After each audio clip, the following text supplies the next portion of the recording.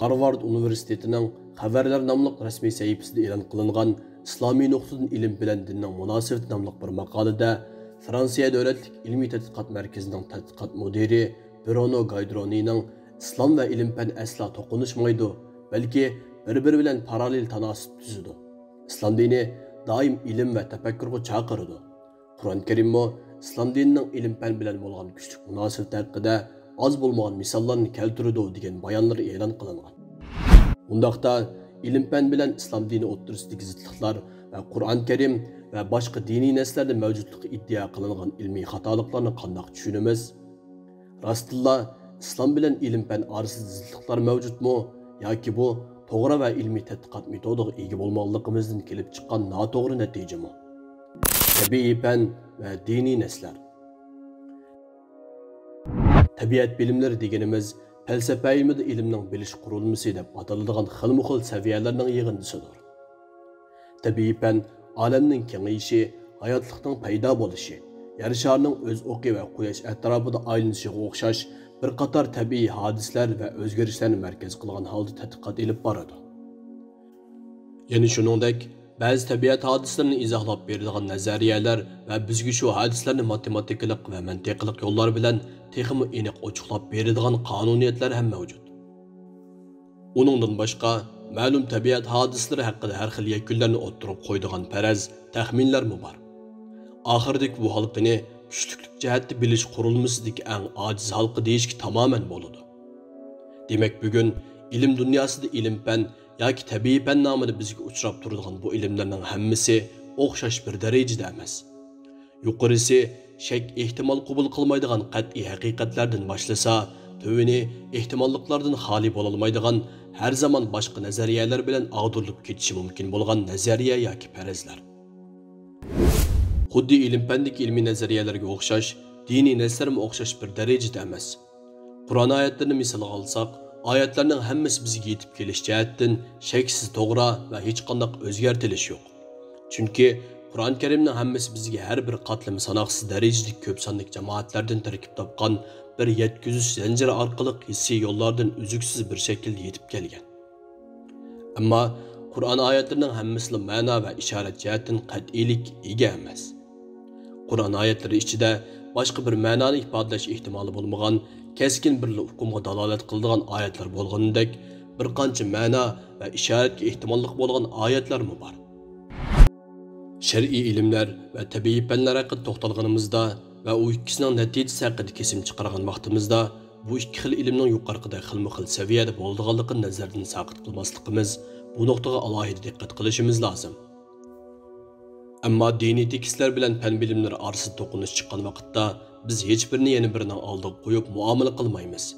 Balki tafsir va izohatlar o'zaro qarshi kelmagan holda ularni o'zaro birlashtirib, muvofiqlashtirishga harakat qilamiz yoki mayli din yoki fan bo'lsin, kuchlik va aniqlik darajasi bo'yicha kuchlikini qo'llashimiz, birini yana biri bilan izohlashga urinib beqishimiz lozim. Yana birini bo'lsa texmi ro'shan va kuchlik bo'lganning nuri ostida sharhlaymiz. Bu islom ulamolarining aql bilan shariat orasidagi ba'zi to'qinishlarni hal qilish tutib kelgan yo'li bo'lib, Ibn Taymiya mundaq deydi: aqli yoki naqliy dalil bo'lishidan qat'iy nazar, dalolat qat'iy bo'lgan ikki dalilning dalolat hukmi bir-biriga qarama-qarshi bo'lganda, bu ikkisining orasini kelishtirish kerak. Vaholanki bu mumkin emas. Agar birisining dalolat hukmi qat'iy bo'lib, yana biri undaq bo'lmasa, albatta butun aql egalarining birlikka kelgan qarash bo'yicha qat'iy dalilni ilgari surish vojib bo'ladi. Chunki gumoniy dalil qat'iy dalilni ag'dirib o'tolmaydi. Biz doim g'aybiy dunyoni ko'z oldimizga real dunyo qiyos qilg'ili bo'lmaydiganligidan iborat aqlli savodni aslidan chiqarib qo'ymasligimiz kerak. Shundala biz g'aybiy hodisalarni ko'z oldimizdagi hissiy hodisalarga asoslanib analiz qiladigan xatolikni sodir qilmaymiz. G'ayb o'zining g'aybligi bilan abadiy davomlashadi. Bu nuqta Alloh taolo bizni imtihon qilgan muhim temalarning biri. Alloh taolo Baqara surasining 1 va 3 oyatida mundaq deydi: Bu kitobda, ya'ni Qur'onda hech shak yo'q. U taqvodorlarga yetakchidir. Shundaq taqvodorlarki, ular g'aybga ishonadi. Alloh taolo Qur'on Karimda yana mundaq deydi: Biz haqiqatan osmonlarni, zaminni va ularning orasidagi narsalarni 6 kunda yaratdik. biz hech qanday charchab qolganimiz yo'q. Qaf surasi 38 oyat. Bu oyat osmon zamin va u ikkisining orasidagi jismlarning 6 kunda yaratilganligini bayon qiladi. Ammo zamonaviy ilm-fan koinotning umrining taxminan 13,8 milliard yil, yer sharining umrining bo'lsa 4,5 milliard yil ekanligini o'ttirib qo'ydi. Ya'ni zamonaviy ilm-fan aniqlab chiqqan raqam Qur'on Karimda so'zlangan raqamga ochiqlik zid keladi. Acaba o'z-o'zimizdan tövendeki savollarni so'rab beqishimiz lozim emasmi? Qur'on Karimda kelgan 6 kundan bo'lgan maqsad nima? Mazkur 6 kun bizga tanishlik bo'lgan bir hafta ichidagi 6 kunmi yoki biz aniq tanishga ega bo'lmagan boshqa zamon o'lchimimi? Alloh taolo Haj surasining 47-oyatida yana mundaq deydi: Haqiqatan Parvardigoringning dargohidagi bir kun sizlar sanaydigan ming yilchilikdir. Yana bir oyatda farishtalar va ruh, ya'ni Jibril Allohga shundoq bir kunda o'rlaydiki, u kunning uzunligi 50 ming yil keladi deb kelgan. Ma'rij surasi 4-oyat. Nisbiylik nazariyasimi vaqtning jismlarning harakatining o'zgarishiga ko'ra nisbiy va o'zgarishchan bo'ladiganligini o'ttirib qo'yadi. Nisbiylik nazariyasini bir yoqqa qo'yib, Merkuriyga o'xshash bir planetni ko'zitib baqsaqchi. Bu planetlik bir kunning 1407 soat ekanligini bayqaymiz. Bu vaqt yer shari vaqt o'lchim bo'yicha taxminan 58 kunga to'g'ri keladi. Yupiter yulduzining bo'lsa faqat 10 soatda bir qitim o'z o'qida aylanib bo'lganligini ko'ralaymiz. Bu yer sharidagi bir kun Yupiterdagi 2 kunga barobar keladi deganlikdir. Qur'on Karimda 6 kunning zikri o'tdi. Ammo uning miqdori zodi qanchalik? U qaysi o'lcham asosga tayinadi? Bularning hech qaysi oyatlarda ochiqlanmagan. Bundoq bo'lganda buni ilm-fan o'ttirib qo'ygan qarashga o'dil kelmaydi deb yakun chiqarish ochiq xatolik bo'ladi. Yapılaq zemin, yer shari. Alloh taolo G'oshiya surasining 17 va 27 oyatlari orasida mundaq deydi: Ular qaramamduki, tövgilar qandoq yaratildi? Osmon qandoq egiz qilindi? Tog'lar qandoq turg'izildi? Zemin qandoq yeyitildi? Bu yerda oldimizga mundaq bir savol chiqadi. Zemin yapılaqmi? İlgirki qoidalarga asosan biz bu oyatning ma'no ifodalashida zanni, ya'ni ehtimollikqa ega ekanligini bilalaymiz. Ya'ni bu oyat ikki xil ma'noni ehtimol tutadi.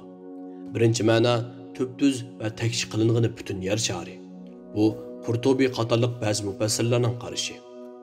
Ikkinchi ma'no yeyilg'ini bo'lsa, zaminning biz ustida mangdigan va hayotlik kechiradigan bir qismi bo'lib, bu qism takshi va so'zilgandir. İbn Jarir zaminning qandoq yeyitilganligiga qaramamsan degan oyat haqida to'xtalib, arab tilida ustida tuzlanlik bo'lgan tog'larga tubtuz tog' deyiladi. Bu yerdagi tubtuz ifodasi bir butun tog' gavdasini emas, balki tog'ning cho'qqisidagi ma'lum tuz qismini ko'rsatadi deydi. O'z vaqtida Alloh taolo bu oyat orqali madaniyatdan yiroq badaviy arablarga ularning ko'z oldidagi narsalar bilan xitob qilgan. Chunki u vaqtda Quraysh mushriklari hatto butun insoniyat zaminiga bir butun holatda qariya oladigan iqtidorga ega emas edi. Balki ular bu g'oyat zo'r zaminning faqat o'zlari ma'lum kichikina parchasini ko'ra oladi. Mashhur tafsirshunos Imom Ibn Kasir bu oyatning tafsirida mundaq deydi: Alloh bu oyat orqali badaviyni o'zi minayotgan to'ygisi, ustidagi osmon, oldidagi tog'lar va oyoq ostidagi zaminga qarab tafakkur yurgizishga undaydi. Milodiy 12-asrda yashagan imom mufassir Faxruddin Razi oyatga ilmiy tafsir berishga tirishgan. Milodiy 12-asrga kelganda imom Faxruddin Razi bu oyatning tafsirini ilmiy uslubda tushuntirishga muvaffaq bo'lgan. U kishi mundaq deydi: Zaminni yumaloq deb mo'ljallagan chig'imizda albatta u nihoyatda cho'ng zo'r hajmlik to'pga o'xshaydi. Uning har bir partisi ko'z oldimizda takshi, yapaloq namoyon bo'ladi. Yuqorqi ikkinchi qarash bo'lsa, ko'pchilik mufassirlarning qarshi bo'lib, Abu Hamid al-G'azzali va Ibn Taymiya qatorliq mashhur ulamolarmi bu qarashni yaqilaydi. Hatto milodiy 11-asrda o'tgan katta olim Ibn Hazmning bu qarashning barliq ulamolarning ijmosi ekanligiga ishorat qilib, bundoq deganlik qayd qilinadi. Ilmni kamolatga yetgan ulamolardan hech bir zaminning yumaloq ekanligini inkor qilmaydi. Ularning hech biridan zaminning yumaloq ekanligini inkor qiladigan qarash xotirlanmagan bo'lib, Qur'on va sunnatda zaminning yumaloq ekanligiga qarta ko'plagan isbotlar bor. Ammo zaminning tubtuz va takshi ekanligi haqida kelgan oyatlar ma'nosi keskin aniq bo'lmagan oyatlar bo'lib, yuqorida tilga olganimizdek ikki ehtimollikqa dalolat qiladi. Endi biz ilmiy bayqashlarga nazarimizni ag'diraylik. Bütün ilmiy bayqashlar yer sharining yumuloq ekanligini kuchli dalillaydi. Undaq bo'lgan ekan, biz oyatni bu kuchli ilmiy faktlarga tayanib turib tafsir qilamiz. Kelib chiqadigan natija albatta ko'pchilik mufassirlarning qarshi, ya'ni zaminning yumuloq ekanligi. Mana bu Qur'on Karim va ilm-fan orasidagi munosabatning oddiy bir misoli. Quyoshning arsh ostida sajdaga berishi.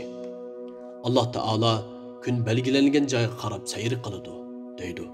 Hadis bo'lsa, quyoshning sayr qilishini izohlab mundaq deydi. Quyosh sayr qiladi. Oxirida arshning ostiga berib sajda qiladi. Ammo bu asrda quyoshning barliq holatlarini va harakatlarini ko'zitib tura oladigan saviyaga keldik. Undaqda nima uchun arshni va quyoshning arsh ostiga kelib sajda qilganligini ko'ra olmaymiz? Diqqat bilan qarasangiz, bu savolning intayin soddalarcha so'ralganligini bayqashingiz uncha qiyin emas. Amaliyotda bu savolni so'rag'uvchilar quyoshni insonga o'xshash egilib va tizilib turib, peshonasini zaminga tekkizgan holda sajda qilish kerak. Hamda quyoshning sajda qilgan holati ko'z bilan ko'rinishi kerak. Yana texi quyoshning sajda qilishi va Allohning arshi insonlarga namoyon bo'lishi kerak deb o'ylaydigandek qiladi. Ammo bular hammasi g'aybiy ish hodislar kategoriyasiga kiradi. Amaliyotda quyoshning sajda qilish deganlik bu sajdaning cho'qim bizning ko'rish doiramizda va bizning tasavvurimizdagi sajda shakli bilan bo'lishi kerakligini bildirmaydi. Alloh taolo yana bir oyatda shundoq deydi. Bilmamsanki osmondagilar, ya'ni farishtalar, zamindagilar, ya'ni insonlar, jinlar va zaminda yashaydigan barliq mahluqotlar, kun, oy, yulduzlar, tog'lar, daraxtlar, hayvonotlar Allohga sajda qiladi. Ya'ni Allohga bo'ysunib, Allohning tasarruf qilishi bo'yicha harakat qiladi va nurg'un kishilar Allohga sajda qiladi. Haj surasi 18-oyat. Boshqa bir oyatda 7 osmon, zamin va ulardagi mahluqotlar Allohni pok deb biladi. Koinotdagi qandoqligi narsa bo'lmasin, Allohni pok deb madhiyalaydi. Undaqda faqat yolg'iz quyoshla emas, balki daraxt, tog' va hayvonotlar ham Allohga sajda qiladi. Osmonlardagi va zamindagi barcha jonliq va jonsizlar Allohni madhiyalaydi. Bu oyatlar to'liqliq azaldan musulmonlardan birarsi nima uchun sajda qilayotgan biror daraxt, tasbih aytayotgan tosh yoki takbir to'layotgan farishtalarni ko'rmaymiz deb so'rab boqmadi. So'radimi deyli, buning javobi nihoyat oddiyla. Chunki bularning hammasi insonlarning idrok iqtidorining sirtidagi g'aybiy hodisalar. Shuning uchun mazkur oyat Alloh taoloning buni so'zi bilan oxirlashgan. Lekin sizlar tilinglar o'xshash bo'lmaganligi uchun ularning madhiyasini sezmaysizlar. Isro surasi 44-oyat. Ya'ni sizlar ularning tasbih aytish uslubi va sajda qilish shaklini bilmaysizlar. Mushuning o'xshash tafsiri, ilmiy bayqash natijalari va tushuntirishlari bilan farqli bo'lgan oyatlar va ilmiy tadqiqotlarning natijasi orasidagi munosabat haqida to'xtalganimizda, biz ular orasida tanlash yoki selishtirish elib bormaymiz. Ya'ni birini birisining kuchli deb qaramaymiz. Chunki tanlash ikki qarama-qarshi narsa orasida bo'ladi. Ammo bu yerda yuz bergan farq bir hodisaning ko'p xil tushuntirishidan kelib chiqqan natijasidan boshqa narsa emas. Ilm-fan bizga barliq planet va sayyoralarning bizga ma'lum bo'lgan koinotdagi harakat bosqichlari va sayr liniyalari haqida ilmiy tushuncha sunadi.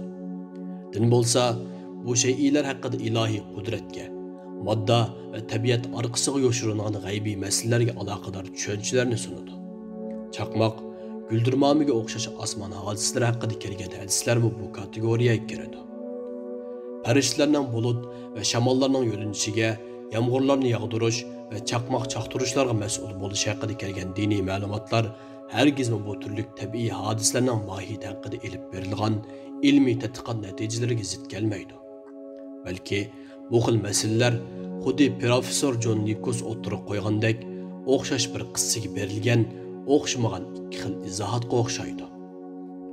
Koinotni yaratib, uning qonuniyatlarini mukammal shaklda o'rinlashtirgan iloh, kitobni tushirgan va u kitobning oyatlarini mukammal, nuqsonsiz qilgan ilohning dal o'zi shu. Bu holda koinotdagi ilohiy haqiqatlar hargizmi kitobdagi ilohiy haqiqatlar bilan zidlashib qolmaydi. Fransis Psikologning tili bilan aytganda, ilmiy haqiqatning diniy haqiqat bilan qarama-qarshi kelishi mumkin emas. Chunki haqiqat hargizmi haqiqatga qarshi kelmaydi. İlim-fanning vazifasi koinotdagi tabiiy hodisalarni tadqiq qilish va moddiy sabablarni aniqlab chiqib, uni insoniyatning gullanishi uchun xizmat qildirishdan iborat.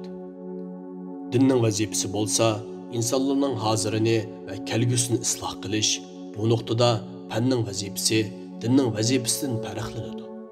Shuningdek, har birining uslub, metodi yana birininkidan farqlanadi. Ammo o'xshamaslik hargizmi bu ikkisi o'rtasidagi zidlikdan derak bermaydi. Balki dal aksicha, bu ikkisining o'zaro hamkorlashadiganligidan va bir-birini to'liqlaydiganligidan derak beradi. Xuddi Ibn Rushdning deganidek, agar shariat haq bo'lsa va haq yetaklaydigan bo'lsa, undaqda bu ikki haqiqatning bir-biriga zid bo'lishi mumkin emas. Balki ikki haqiqat bir-birini qo'llaydi va bir-birini isbotlaydi.